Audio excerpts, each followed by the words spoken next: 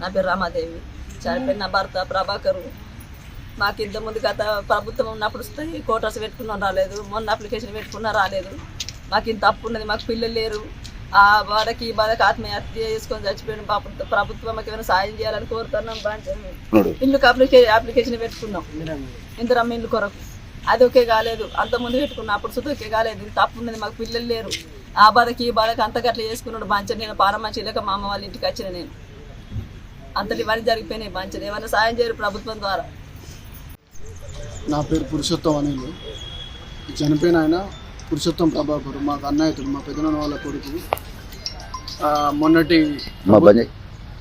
మొన్నటి ప్రభుత్వంలో ప్రజాపాలనలో ఇందిరమ్మ ఇల్లు గురించి మరియు రైతు ఫసల్ బీమా గురించి అప్లికేషన్ పెట్టుకున్నారు.